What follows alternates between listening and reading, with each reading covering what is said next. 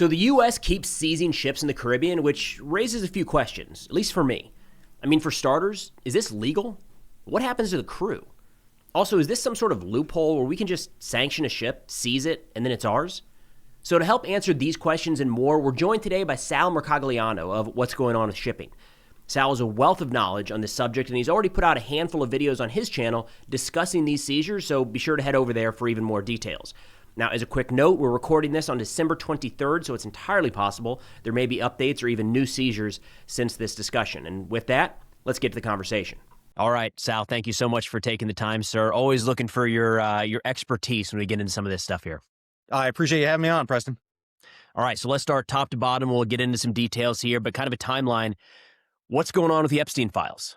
Break them down. You know what? Before you answer, there's been some ship seizures in the Caribbean. I think that's probably we can probably hit that one a little better. We'll save that conversation for another date. This is hard to track, man, because it's happening in international waters or not. I'm seeing a lot of debates around, can we do this? The legality involved. So if you don't mind, is starting with the skipper the best place to begin here, the first seizure, and maybe explain what happened there?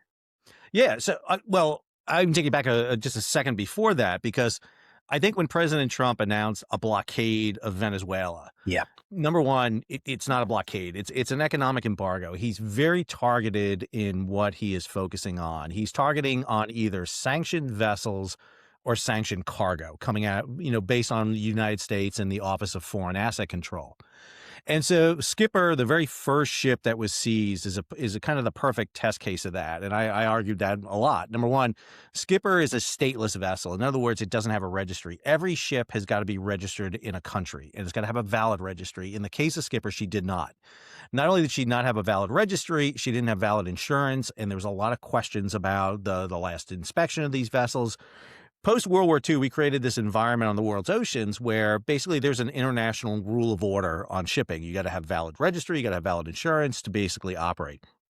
The dark fleet, the reason we call this thing the dark fleet, is they're operating outside the bounds of the traditional rules. So Skipper did not have registry. That by itself makes the vessel susceptible to boarding under Article 110, Section D of what's called the UN Convention of the Law of the Sea. Warships can board vessels that are stateless to investigate them. Now, there's a big provision here. Number one, the U.S. has not ratified UNCLOS, and neither has Venezuela, by the way. However, everybody recognizes that the law of the sea is the law of the sea. Everybody abides by it. So the U.S. did the boarding on the Skipper. And then there is also a federal warrant issued for the vessel. Ships are like people in the eyes of the law. You can physically arrest them, because the ships can be held responsible for damages, for charges, or for transporting illegal fuel like the Skipper did. And so the U.S. brought that vessel into a U.S. port, in this case, Galveston, Texas. And then the U.S. proceeded that was kind of the first case of Skipper. So I'll hold it there and see if you got any questions about that one. Okay, with the no registration, no insurance, does that mean that any country technically could seize it or board it? It's not just the U.S. Under what UNCLOS says, any Navy vessel, any designated law enforcement vessel or military vessel of a nation could do the boarding of the ship. What made it so that the U.S. basically replaced the crew on board, they actually took the crew physically off the ship and put American crew on it and sail it to Galveston, was that warrant had been issued for it. And so it's a combination of international law and U.S. law that's at play here. Now, a lot of people protest about this because UNCLOS isn't exactly clear that it says you can, quote, seize the vessel and take it. This is the thing about international maritime law. It's not all written down. It's kind of based on precedents over not decades, not centuries, but millennium. I mean, this is how this works. So that the U.S. is doing. Now, what would happen here with the Skipper, for example, is now the case would be adjudicated in federal court, specifically district court, which is the U.S.'s admiralty courts. So the owner of the vessel, owner of the cargo can petition to get the vessel back, and that's the way it works. You got to bring it into a jurisdiction. And in this case, the U.S. brought it into the U.S. jurisdiction. Okay, what happens to the crew in something like this? Are they responsible? Or are they just kind of brushed aside? So the crew would be, number one, the crew members on this ship are, they're not Venezuelan, they're not Russian. These are probably, we don't know specifically, but probably Filipino, Indian, we don't know. But, they would be in a normal boarding operation, which you saw. I mean, this is a standard boarding operation executed by either Navy, Marine Corps, Coast Guard personnel. You would always have Coast Guard involved because Coast Guard's the law enforcement agency for the United States at sea. So you always have Coast Guard law enforcement detachments, LEDETs, on board. They would go on board. They would gather the crew together. They would ask the crew to participate in help navigating and providing information. As long as they did that, they would do that. If not, you take them down to the mess hall and you hold them there. But the crew would be repatriated. They would be released as soon as the ship came in, unless there was some sort of judicial or criminal case against them in the United States. They would be repatriated. The U.S. has not done a great job in articulating what's happened here. I think that's one of the big problems. Southcom and SOCOM are just not really coming forth with a lot of information right now. I did see some folks around this first one say, does that mean that we can just sanction a vessel and then seize it wherever we want? It feels like that would be a loophole. There's got to be more to it than that. It would be, except what would have saved Skipper is having a valid registry. If that ship was registered, it was flying a Guyana flag, but Guyana announced that it was not registered there. If that ship had a valid registry, the U.S. legally, it could, but legally it could not board the vessel. Under the law of the sea, you couldn't do that boarding. The flag protects it. You don't need a Navy to protect it. The flag provides it. Now, in the case of the second ship, Centuries, that was a Panamanian registered vessel, so that the U.S. could not technically board that vessel because Panama's register. However, Panama has since come out and said two things. Number one, the U.S. has a treaty with Panama that allows us to board Panamanian vessels when we're searching for two things: illegal drugs and weapons of mass destruction. Now, we had the president come out not too long ago, talk about drugs or weapons of mass destruction. However, the Panamanian foreign minister came out and said recently, because the ship was engaged in carrying sanctioned Venezuelan oil, they withdrew the registry. Basically, they said, you're no longer registered in Panama, which then made the vessel a stateless vessel, and now the vessel can be boarded. So the registry provides you that shield. It really does. You either have to get permission from the ship to board or the registry to board. If you don't get either of those, you're performing, under the law, illegal boarding. Not that you can't do it, but it would be considered legally an illegal boarding. Do we have examples of the U.S. doing this, or any of our allies boarding these unregistered vessels? It sounds like it's something that could be very common. And I'm wondering if maybe we just don't have it happen a lot here in the Western Hemisphere. Well, we're seeing it happen quite a bit actually right now in the Baltic, where the Baltic states are dealing. They had cases up in the Baltic with these ships dragging anchor and severing cables. And so there were quite a few vessels, specifically Russian dark fleet vessels, that were sailing through the area where they would do checks on the registry and the insurance and find that the vessels were not registered properly. And so you had Estonia, for example, do some boardings. The problem was Estonia is right next to Russia, and so there was a lot of confrontation between Estonia and Russia on that. We've seen the Swedes. We just had the Germans do this. Germans did this with a ship off the coast that was basically anchored in its waters that was in a stateless condition, and they went and boarded the vessel. We have done this in the past. We've done this with North Korean arms shipments that were going to Iran. We've done this with illegal, what we determine illegal, sanctioned Iranian oil, where we would go to the shipping company and have them kind of maneuver the vessel and take them into U.S. ports.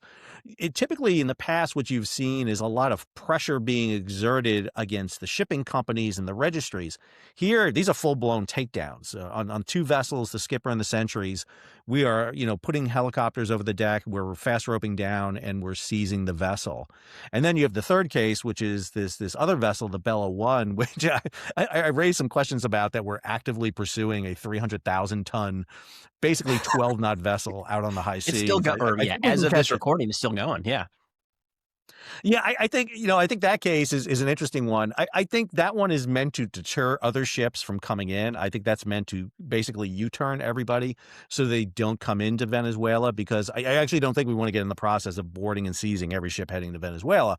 I think that was meant to sit there and say, go turn around and head back, because technically that ship was empty. It wasn't carrying anything. There was no cargo on it. It was coming into Venezuela. It has a track record. It's got an illegal registry. It's once again flying a Guyana flag, which is not a legal registry. It has hauled illegal cargo in the past as determined by the United States. And this is one of the arguments about the United States, is the U.S. is sanctioning it. Nobody else is. And so that ship is, in my opinion, I think we can catch it if we wanted to. I don't think this ship is making a high-speed getaway. There was something about Chinese oil in one of was it the second seizure? Centuries, yeah, that's right. Okay. Can you open that? Like, it wasn't a Chinese ship, but it was oil either bound for China or, right. What happened there? Okay. So the ship, ownership of ships is really, really difficult to find out. One of the things that we've created since the days of the 70s and 80s, when there was a slew of oil spills, is that shipping companies mask ownership so that they can't be sued. Most famous case is Exxon Valdez. Really don't put the name of your company on the side of the ship or in the name of the ship, because you're going to get sued, and every gas station in America is going to be blamed for killing, pelicans.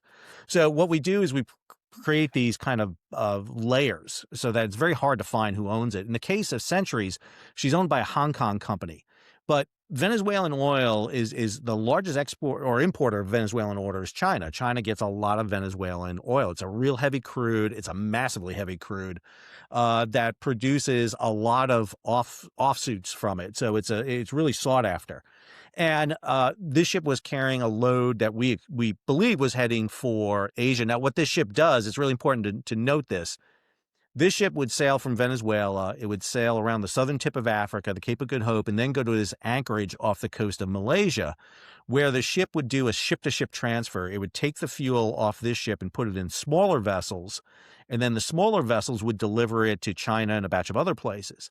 And they do that to basically clean the oil, to make it look like they're not using sanctioned oil. Sure. The problem we have is that this ship, the Centuries, for example, has not been inspected. You're doing this ship-to-ship transfer out in the middle of the ocean, in outside territorial waters. There's no oversight of this. The ship is not being inspected to make sure that the ship is meeting all the standards. And so it doesn't have insurance. So if a spill happens, whoever the oil washes up on is going to have to pay for that. So, but China doesn't just import oil from Venezuela. It imports it from multiple places. So yes, this impacts the import of fuel to China, but not by a large measure. But that's why you saw the Chinese foreign minister come out and sit there and protest against U.S. operations, calling U.S. operations piratical, which is very funny to me, because when you look at Chinese operations in the South China Sea against, Filipino fishermen, where the Chinese Coast Guard and Navy decide to use their water cannons to douse every Filipino fisherman in Filipino waters that have been determined to be Filipino waters. The hypocrisy there is quite a bit with the Chinese. They're going to take the shots when they can, I imagine. That reminded me of another question here around territorial waters. I heard some arguments about where these ships can or cannot be seized within certain economic zones or outside. How does that play into all this? So UNCLOS, the law of the sea, sets territorial waters as 12 miles from the coast. So within 12 miles, you're in territorial waters. That means it's the same as being on land. You are under the rules and laws of that country. Outside of 12 miles, up to 200 miles, you operate in what's called an exclusive economic zone. That's not territorial waters. What that means is what's in the water and what's on the bottom owns to a specific country. Now, the problem you have in the Caribbean is EEZ's overlap. You've got Aruba, Bonaire, Curacao right there. You've got the Leeward and Windward Islands. But the key thing is territorial waters. Once you're outside 12 miles of land, that is the wild, wild west. It is international waters. It is. And that's where we believe these ships are being seized, is out in international waters. We don't have locations provided to us, but more than likely that's being done in the international waters. We saw the Venezuelan Navy, for example, escorting out, I think it was Centuries, out. And the Venezuelan Navy is a very small Navy, the Bolivarian Navy. It's got one frigate, a batch of gunboats, cannot go toe-to-toe with the U.S. Navy. But more importantly, it hasn't have legs to go very far. And plus, if you're sailing a batch of ships out at the same time, it can't cover them all. Mm-hmm. So this was most likely done in international waters. Would a seizure in territorial waters be considered like a major escalation? Is it that? Oh, yeah, that would be that is stepping into now. You can cross territorial waters if you're doing, let's call it, innocent passage. So, for example, if you're sailing ships through the Red Sea out to the Gulf of Aden and you're passing within the territorial waters of Yemen, for example, you can do that. That was the problem with the Houthis attacking ships that were not going into Yemen or not going directly in and out of Israel. They were attacking ships that were under Article 19 of UNCLAS, the right of innocent passage. I know too many articles of UNCLAS. I have no life. Why aren't we a member of UNCLAS? What's the rationale, the argument there? So 1982 is when the treaty was ratified. The U.S. was a big proponent of it. Actually, we're the ones who helped get the thing written. It was replacing the 1958 treaty. There is a section in there about underwater mining rights. And that's been a big sticking issue for the United States. It does not like that. And this is both Republican, Democrat. They cannot get the 2/3 of the Senate to ratify this. I think we should. I'm a big proponent of it. It's not perfect. It by no means covers everything. We were joking about it. The UNCLAS treaty is 200 pages. The Code of Federal Regulations is 190,000 pages. So this is not an all-encompassing. Some people interpret it to mean that we would be under UN control. It's not.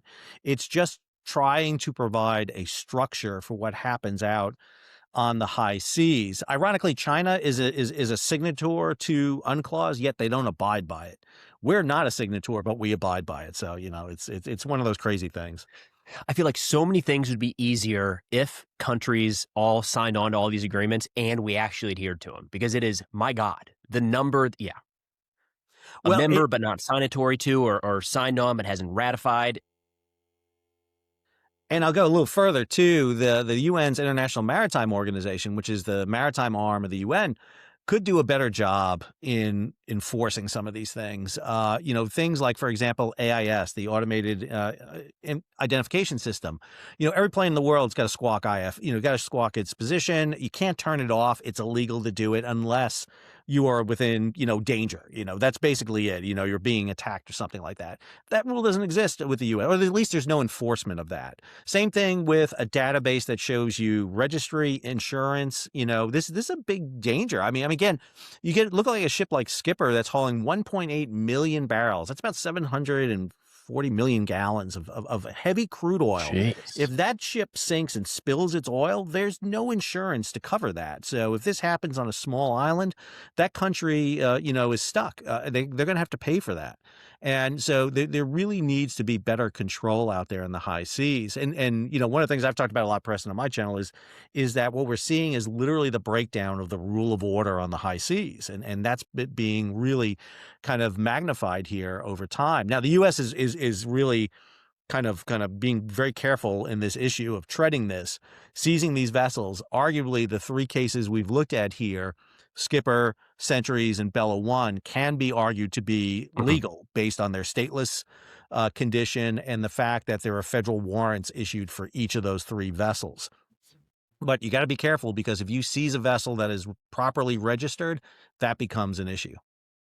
So that's the next question then, is what happens if somebody decides what we're doing is illegal? I think you've laid out a great point for each one of these and how there's at least a good argument as to why what they're doing justifies being seized or at least boarded. But what happens if a country is not on board with that, or, no pun intended, or they think that we're doing something illegal here? How is that enforced, or is it? Well, I think that's one of the reasons why, for example, you allow Bella One to basically turn around, and you see these U-turn tankers basically turning around, because what you got to deal with then is just the tankers that are in Venezuela. Are they going to come out? Are they going to be seized? Because the U.S. has got a big presence right now. There are 3 ports in Venezuela where ships come out of tankers largely. The U.S. has got a presence off the coast. It's got a large enough force there to definitely be able to take down tankers off there. It's definitely an exercise of kind of, some will call it gunboat diplomacy, kind of going back to the 1900s, early 1900s element. Some will argue it's a traditional role for navies and militaries to be used in this way to exert political pressure through military and economic kind of use. I think it is dangerous because, again, what we're seeing is a lot of examples of that. The Russian dark fleet in the Black Sea, for example, hauling Russian food, fuel, and fertilizer out to keep the economy going. The Ukrainians targeting very similar ships. In this case, they attacked 3 Gambian flagged vessels, which are false flags. They're stateless craft. But what the Ukrainians did is attack them. They didn't board them. So again, it raises this issue of really, we talk about gray zone operations all the time. This is expanding out onto the world's oceans, and I think it's a new area where we're seeing this. If you go back to just 10 years ago, maybe we had some pirates running around off Somalia, but that was it. And yeah, we would get some confrontation between countries, and we'd see it spill over the 80s with Iran and Iraq and the tanker war. But this is a whole new dynamic. I mean, we just saw a Ukrainian drone bomb a ship in the Mediterranean. That's a whole new level of threat. You've got Senator Mike Lee of Utah trying to resurrect letters of marque and privateering for the United States. So this is getting a little back in time here. Spring break 26 could be pretty interesting. That could be. One of the arguments that I've seen around this is anytime the United States takes an action like this military-wise, you see folks say, well, what if China or Russia did that? And so the argument being, what if China decides to start seizing our ships? But it feels different because those would be American flagged ships. Is that a fair comparison or a concern there? Or is that maybe a little blown out of the water? No, I think this is where registry becomes very important. Understand what we did post World War II is we created these open registries, Panama, Liberia, and the Marshall Islands, 3 biggest registries in the world. 40% of the world's ships are there because, hey, you didn't need a Navy to protect you because, the U.S. and its allies ensured the freedom of the seas. Now it's not as clear. The Houthi have raised that. The Ukrainians have raised that. So we're seeing a lot of threats out there. And so, flags are going to be really important there. One of the things that the U.S. registry should get you the protection of is the U.S. Navy. It's kind of what you want out there. Although I'd argue it didn't really materialize against the Houthi. In 2024, U.S. commercial ships, for example, haven't sailed through that region in over a year and a half for fear of Houthi attack.